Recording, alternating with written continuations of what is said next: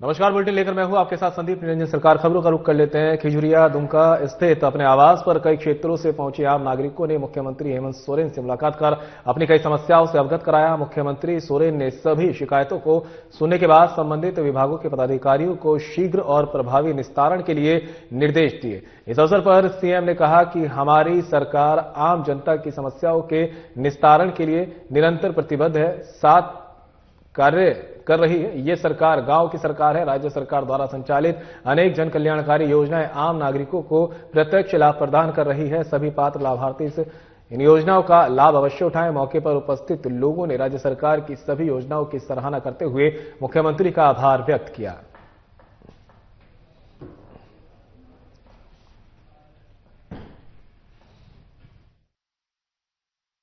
आदरणीय गुरुजी के समय से उन क्षेत्रों में उनका भ्रमण रहा है, तो लोग झारखंड मुक्ति मोर्चा को, झारखंड परिवार को जानते हैं। और चूंकि यहाँ से बहुत सारे लोग वहाँ हैं, यहाँ के आदिवासी समुदाय, और आप सबको पता है कि पूरा देश का चाय का जो व्यवसाय है सब आदिवासियों की कंधों पर है। और 100-150 साल से अलग अलग राज्यों में जाकर के उनको बसा दिया गया, उनको वहां फेंक दिया गया। वो भी अपने मान्यता, अपने अधिकार के लिए जद्दोजहद करते हैं। गुरुजी का एक सपना था बृहद झारखंड राज्य, और झामुमो उसको असम इलेक्शन के थ्रू जाना चाह रही है। फिर पश्चिम बंगाल इलेक्शन भी सामने है। अब पश्चिम बंगाल इलेक्शन में क्या क्या चीजें आएंगी ये तो कहना बड़ा मुश्किल है, लेकिन जहां जहां लोग हैं, मुझे लगता है कि विजय, उन्हें उम्मीद है, उन्हें विश्वास है। और अगर हम लोग उनकी आवाज बनने का कोई माध्यम बन सकते हैं तो उसमें हर्ज नहीं होनी चाहिए। एक सवाल और अहम है, बिहार इलेक्शन में जिस तरह से सीट डिस्ट्रीब्यूशन के बाद झामुमो की स्थिति हुई थी, क्या पश्चिम बंगाल, असम में अब झामुमो सोच रहा है गंभीरता से कि चुनाव झारखंड मुक्ति मोर्चा का ये स्वतंत्र विचार है। अब इस विषय में पार्टी का जो विचार होगा उसको हम लोग उसके साथ आगे। सर, आसाम गए, वहाँ पे आपने बोला भी, देखा भी आदिवासी को। एक शब्द आया था कि जरूरत पड़ेगा तो झारखंड से भी आदिवासी वहाँ जाएंगे, तो आप क्या देखें? गए हुए हैं। आज के दिन में भी कई रिश्ते नाते जो यहाँ के परिवार वहाँ के परिवारों में एक जनरेशन से और उनका एक लंबे काल से एक दूसरे का संबंध बना हुआ है। लाओस पे कुछ बताएं, लाओस में कैसा रहा, वहाँ का क्या संभावना है झारखंड को लेकर के? आप गए, एक देखिए बड़े खासकर जो आपका मॉडल था वहाँ विकास का, हरित मॉडल, उसको झारखंड, देखिए वो तो उस चीज का परिणाम तो आने वाला समय में देखने को मिलेगा, लेकिन ये जरूर है कि एक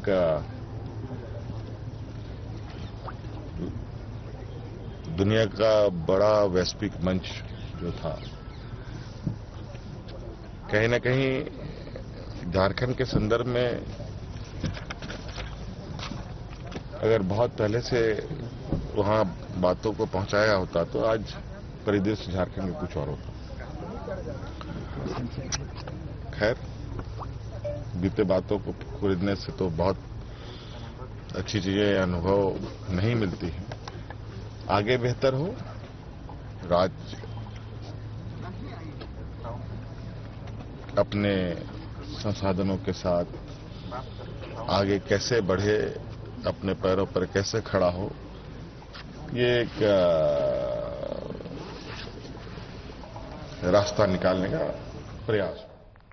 राज्य के पूर्व मुख्यमंत्री और नेता प्रतिपक्ष बाबूलाल मरांडी ने न्यूनतम समर्थन मूल्य पर धान की खरीदारी मामले में राज्य सरकार को कटघरे में खड़ा किया है। बाबूलाल मरांडी ने कहा कि न्यूनतम समर्थन मूल्य पर धान की खरीद मामले में राज्य सरकार किसानों के साथ धोखा कर रही है। उन्होंने कहा कि राज्य सरकार ने 60 लाख क्विंटल धान खरीद का लक्ष्य रखा है। लक्ष्य के एवज में राज्य सरकार ने 3 फरवरी तक मात्र 19,80,216 क्विंटल धान की खरीदारी की है। उन्होंने कहा कि 15 मार्च तक राज्य सरकार ने धान खरीदारी का समय निर्धारित किया है। न्यूनतम समर्थन मूल्य पर धान खरीदारी के लिए राज्य में पंजीकृत किसानों की संख्या 2,79,000 है, जबकि धान बिक्री करने वाले किसानों की संख्या अब तक मात्र 35,547 है। बाबूलाल मरांडी ने कहा कि यह संख्या अपने आप में बताने के लिए काफी है कि किसानों से धान की खरीदारी करने में सरकार दिलचस्पी नहीं ले रही।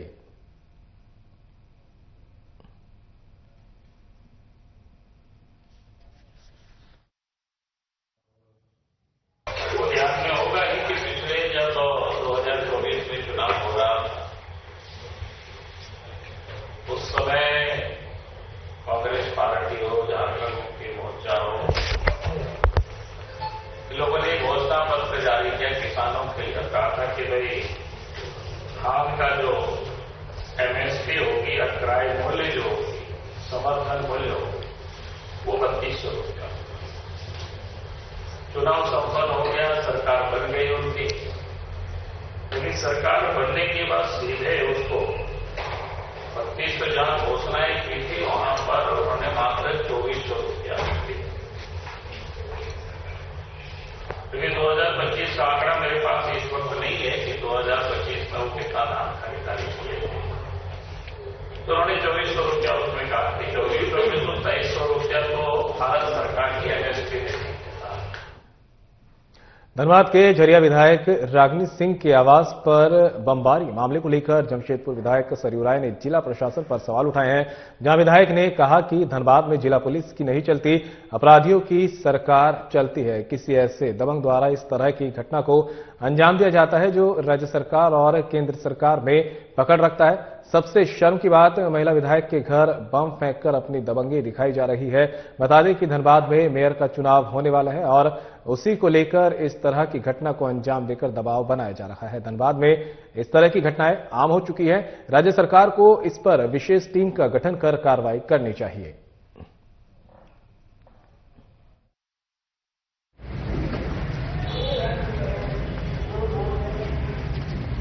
धनबाद के लिए यह कोई बड़ी घटना नहीं है जी।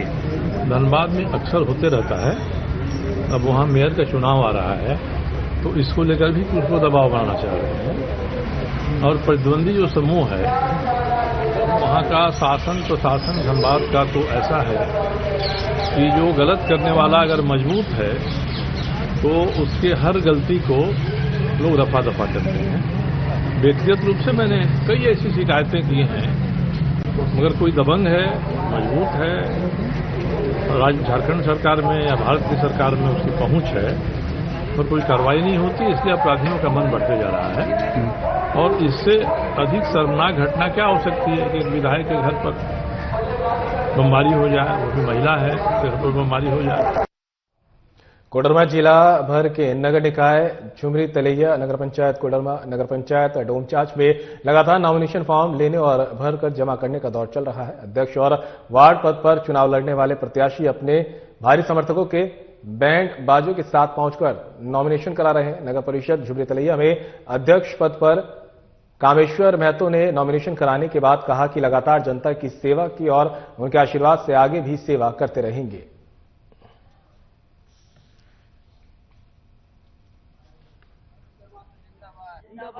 लगातार जो है वो नगर निकाय चुनाव को लेकर नामांकन का दौर जारी है। आज 5वां दिन है।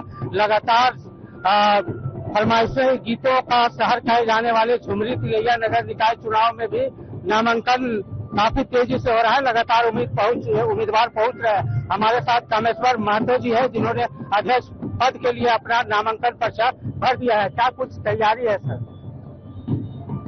तैयारी पूरी है और पूरा झुमरी तलैया नगर परिषद हमारे साथ है। सभी जाति समाज का समर्थन मुझे प्राप्त है। हम निरंतर झुमरी तलैया की जनता के लिए कदम से कदम मिलाकर लड़ाई में शामिल रहे हैं।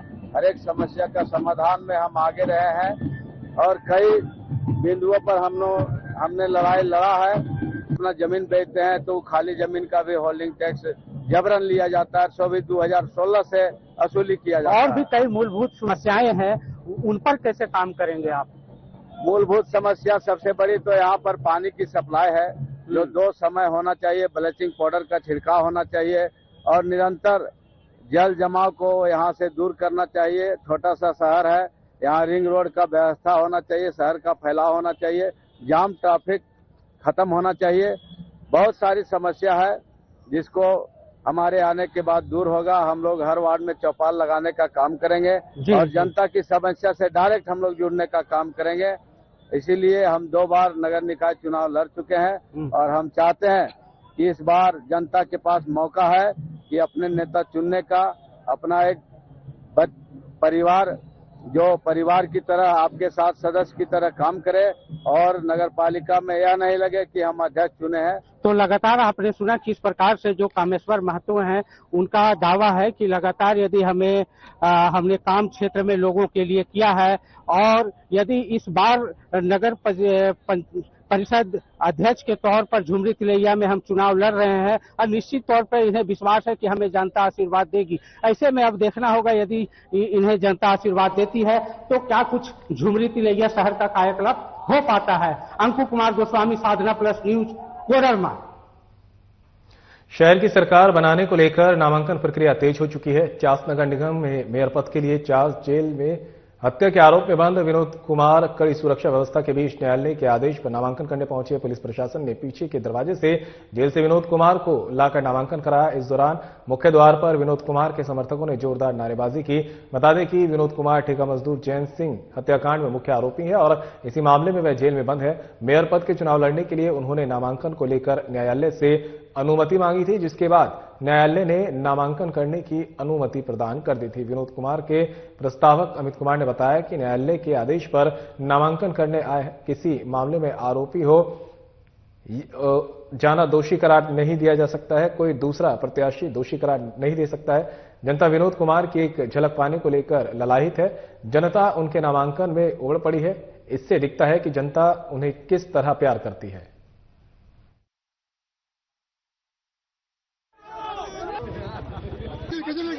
बोला गया यहाँ से जाएंगे। होगा कि विनोद भैया ने मेयर का नामांकन पत्र दाखिल कर दिया है। उनको कल कोर्ट से आदेश मिला था कि वो दोपहर में 12 से 1:30 बजे तक आके नामांकन कर सकते हैं, पर जब समर्थकों ने उनके रैली के लिए परमिशन मांगी तो कल रात में 12 बजे पहले उसके लिए मना किया गया। आज उनको आगे के दरवाजे से न लाकर पीछे के दरवाजे से एंट्री करवाया गया, क्योंकि लोग घबरा चुके हैं कि इस चास नगर निगम में अगर कोई है, कोई गरीबों का मसीहा है, कोई व्यापारियों के लिए खड़ा है, तो वो सिर्फ और सिर्फ विनोद कुमार है। और सफलतापूर्वक नामांकन हो चुका है। तो मानने की क्या बात है, देखिए कंटिन्यूअस पिछले 3 घंटे से उनके समर्थक किस तरह नारा लगा रहे हैं। यहाँ आदमी को 5 मिनट भाषण देने में गला सूख जाता है और पिछले 3 घंटे से उनके इंतजार में खड़े हैं, उनको देखने के लिए खड़े हैं, उनकी एक झलक पाने के लिए खड़े हैं। क्या वो प्रत्याशी अपने आप को कोर्ट समझ लिए हैं? वो न्यायालय है क्या? फैसला न्यायालय न करेगा जी। झारखंड में मैट्रिक और इंटरमीडिएट की परीक्षा आज से शुरू हो गई। जैक ने परीक्षा को लेकर सभी तैयारियां पूरी कर ली है। बता दें कि मैट्रिक परीक्षा 17 फरवरी तक आयोजित होगी और इंटरमीडिएट परीक्षा 23 फरवरी तक चलेगी। राज्यभर से 7,58,000 से अधिक परीक्षार्थी परीक्षा में शामिल होंगे। वहीं प्रशासन ने नकल, अफवाह और फर्जी प्रश्न पत्र पर सख्त कार्रवाई की चेतावनी दी। पहली वाली पाली में मैट्रिक, दूसरी पाली में इंटर की परीक्षा होगी।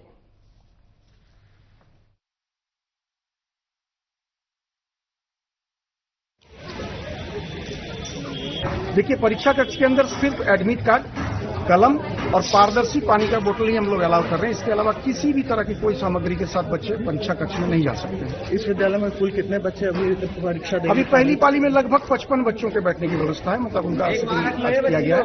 द्वितीय पाली में जो इंटरमीडिएट आर्ट्स, साइंस, कॉमर्स का परीक्षा है उसमें 400 से ज्यादा परीक्षार्थी आज परीक्षा देंगे। फर्स्ट ग्रेड, सेकेंड, द्वितीय पाली में द्वार पे जैसा कि आप देख रहे हैं पुलिस बल तैनात किया गया जिला प्रशासन की तरफ से। वहां जांच की गई है। पुनः हमारे जितने भी विद्यालय के सदस्यगण हैं सभी मिलकर अभी हम लोगों ने गहन जांच किया। उसके उपरांत ही बच्चों को परीक्षा कक्ष में जाने की अनुमति दी गई। चतरा में भ्रष्टाचार के खिलाफ हजारीबाग एसीबी ने बड़ी कार्रवाई करते हुए जिला आयुष पदाधिकारी रामप्रकाश वर्मा को 10,000 रुपए रिश्वत लेते हुए रंगे हाथ गिरफ्तार किया है। रामप्रकाश वर्मा टंडवा में पदस्थापित आयुष चिकित्सक डॉक्टर प्रिया कुमारी से बतौर रिश्वत 20,000 रुपए की मांग कर रहे थे। चिकित्सक शिकायत के सत्यापन के बाद एसीबी ने जाल बिछाया और आरोपी अधिकारी को मौके पर ही दबोच लिया। एसपी आरिफ एकराम के नेतृत्व में गठित एसीबी की टीम ने कार्रवाई को अंजाम दिया। बता दें कि गिरफ्तारी के बाद आयुष पदाधिकारी को टीम अपने साथ हजारीबाग ले गई।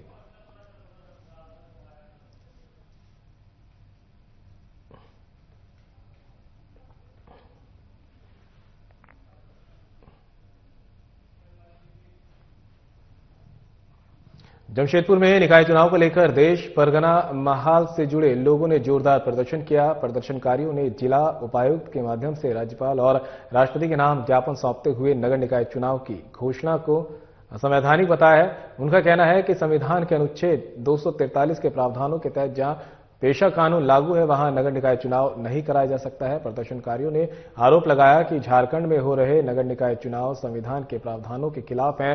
प्रदर्शन कर रहे लोगों का कहना है कि देश संविधान से चलता है और संविधान के अनुच्छेद 243 में स्पष्ट प्रावधान है कि जहां पेशा कानून लागू है वहां नगर निकाय चुनाव नहीं होना चाहिए और वहां ग्राम सभा को सबसे प्रभावशाली संस्था माना गया है। इसी मांग को लेकर 10 माझी परगनाओं के प्रतिनिधियों ने एकजुट होकर जिला उपायुक्त के माध्यम से राज्य के राज्यपाल और देश के राष्ट्रपति के नाम ज्ञापन सौंपा और नगर निकाय चुनाव पर रोक लगाने की मांग की।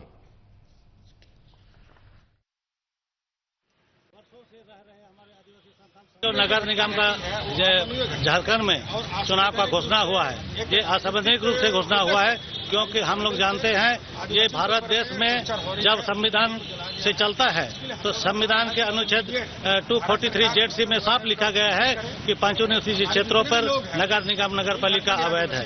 इसीलिए हम महामहिम राष्ट्रपति और महामहिम राज्यपाल से आग्रह करते हैं, क्योंकि फिर शुरू एरिया का मालिक वही है और यहाँ पर पूर्ण रूप से पेशा कानून लागू है। तो इसीलिए 5 क्षेत्र में नगर पालिका नगर निगम रद्द होना चाहिए, चुनाव रद्द होना चाहिए। ये जो संस्था है इसको निरस्त होना चाहिए। क्या नाम हुआ? मैं दुर्गा अभी उपायुक्त महोदय के माध्यम से हम लोग राष्ट्रपति और राज्यपाल महोदय को हम लोग मांग पत्र भेज। आपका पूरा नाम? मैं दुर्गा मुर्मू, देश पर अधिकार। पिछले नगर निगम चुनाव में दूसरे नंबर पर रहे समाजसेवी गोपाल मुरारका ने नगर निगम चुनाव को लेकर मेयर पद का नामांकन किया। नामांकन के दौरान उनके साथ उनके समर्थकों की भारी भीड़ देखी गई। शमशान घाट काली मंदिर से पूजा अर्चना करने के बाद गोपाल मुरारका चास एसडीएम कार्यालय नॉमिनेशन करने पहुंचे। मीडिया से बात करते हुए गोपाल मुरारका ने कहा कि निगम में भ्रष्टाचार की बात सुनो, लेकिन जब तक रसगुल्ला को खाएंगे नहीं तब तक उसकी मिठास का पता नहीं चल पाएगा। उन्होंने कहा कि समाज सेवा पिछले 30 वर्षों से करता रहा हूं। मुझे भगवान ने उतना दिया है कि मैं अपनी जिंदगी घर में सुख से बैठकर खा सकूं। किसी कीमत पर मैं भ्रष्टाचार का हिस्सा नहीं बनूंगा। जनता की समस्याओं को निदान करने को लेकर मैं फिर से चुनाव लड़ने मैदान में उतरा हूं।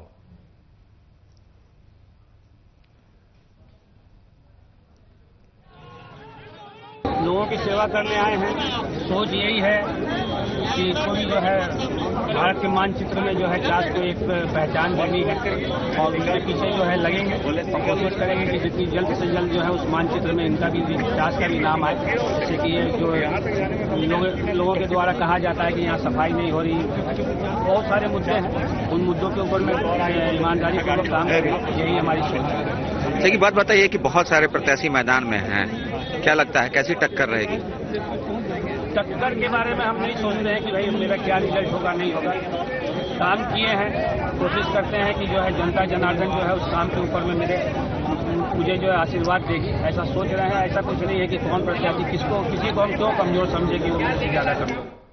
रांची महापौर पद के प्रत्याशी रमा खलको ने नामांकन दाखिल किया। बता दें कि रमा खलको इससे पहले रांची की मेयर रह चुकी है, लेकिन इस बार दलगत आधार पर चुनाव नहीं हो रहा है। वहीं रमा खलको ने नामांकन में शामिल हुई मंत्री दीपिका पांडे और मंत्री शिल्पी नेहा तिर्की और कई लोगों का आभार जताया और कहा कि घर घर जीत का आशीर्वाद लेने जाऊंगी।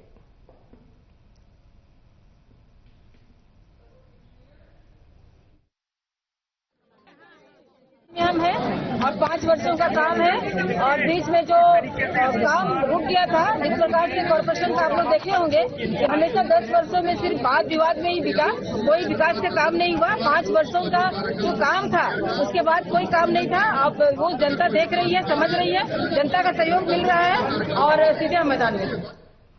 गिरिडीह नगर निगम चुनाव के बिगुल बजते ही आज नॉमिनेशन के छठे दिन गिरिडीह नगर निगम के मेयर पद प्रत्याशियों ने अपना अपना नामांकन दाखिल किया, जिसमें से बीजेपी समर्पित डॉक्टर शैलन चौधरी ने अपने समर्थकों के साथ क्षेत्र भ्रमण करने के बाद निर्वाचन पदाधिकारी सहकारिता अधिकारी विजय सिंह बेरवा के समक्ष अपना नामांकन दाखिल किया। इस दौरान बीजेपी के ग्रामीण जिला अध्यक्ष और शहरी जिला अध्यक्ष के साथ साथ कई अन्य नेता भी मौजूद रहे। नगर निगम चुनाव का बजा बिगुल।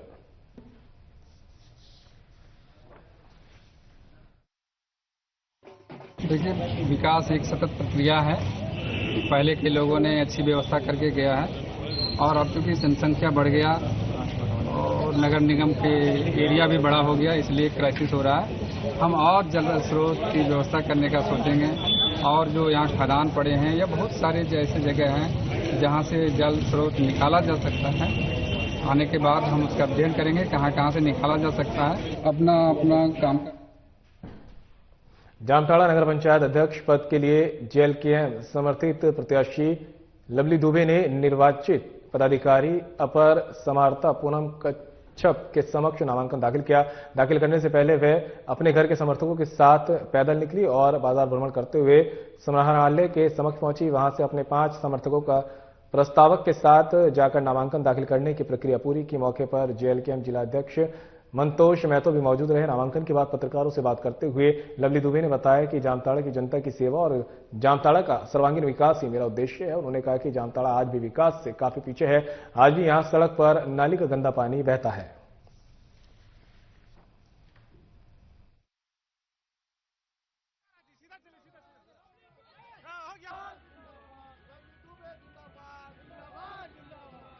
मेरा यही उद्देश्य है कि जामताड़ा की जनता का सेवा करना। और जैसे हम लोग बहुत दिन से फील्ड में घूम रहे हैं, जैसे बीच रोड से पानी बह रहा है, जहाँ नाली होना चाहिए वहाँ है नहीं और बहुत कुछ कमी है जामताड़ा में। इसीलिए मैं चाहती हूँ कि जामताड़ा की जनता का सेवा करें और बहुत सारी कमी है, जो विकास होना चाहिए वो विकास हुआ नहीं है। इसीलिए मैं चाहती हूँ सभी मिल के सपोर्ट करें और हम जामताड़ा की जनता का सेवा। जामताड़ा नगर निकाय चुनाव को लेकर सियासी सरगर्मियां चरम पर पहुंच गई है। नामांकन की अंतिम तिथि नजदीक आते ही प्रत्याशियों की सक्रियता तेज हो गई है। बता दें कि नामांकन स्थल समाहरणालय में खासा उत्साह देखने को मिला। पूर्व विधायक स्वर्गीय विष्णु प्रसाद भैया की धर्मपत्नी चमेली देवी ने नगर अध्यक्ष पद के लिए नामांकन दाखिल किया। नामांकन से पूर्व शहर में भव्य रैली निकाली गई, जिसमें समर्थकों का जनसैलाब उमड़ पड़ा।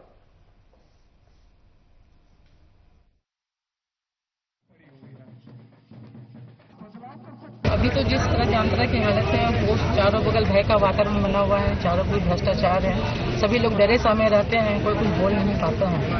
और ये डर को दूर करके ही आगे बढ़ना है। हमारा पहला प्राथमिकता है कि जामताड़ा भय मुक्त रहे, भय और भ्रष्टाचार से मुक्त हमारा शहर बने, एक उज्जवल साफ सुथरा और स्वस्थ।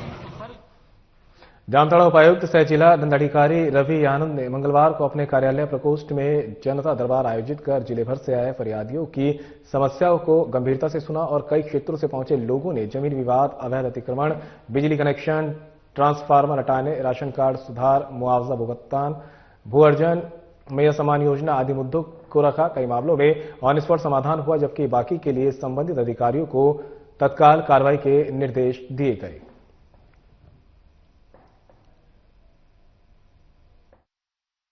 आज कार्यालय प्रकोष्ठ में जनता दरबार का साप्ताहिक जो हर सप्ताह जो जनता दरबार लगता है उसका आयोजन किया गया था, जिसमें जिले के विभिन्न क्षेत्रों से कई सारे लोग के द्वारा जो अपनी शिकायतें हमारे समक्ष रखी गई और उन शिकायतों को गंभीरतापूर्वक सुनते हुए हमने संबंधित पदाधिकारियों को निर्देश दिया है कि संबंधित शिकायत। बोकारो में पुलिस ने सेक्टर 4 थाना क्षेत्र अंतर्गत सिटी सेंटर स्थित तनिष्क ज्वेलर शोरूम में हथियार के बल पर लूट के प्रयास मामले का खुलासा कर दिया है। यह घटना 11 जनवरी 2026 को हुई थी। उसके बाद अज्ञात अपराधियों के खिलाफ मामला दर्ज किया गया था। पुलिस अधीक्षक के निर्देश पर गठित विशेष टीम ने मानवीय और तकनीकी साक्ष्यों के आधार पर कार्रवाई करते हुए बिहार के बेगूसराय से 2 आरोपियों को हिरासत में लिया और पूछताछ की। पूछताछ के दौरान दोनों अभियुक्तों ने लूट के प्रयास में अपनी संलिप्तता स्वीकार की।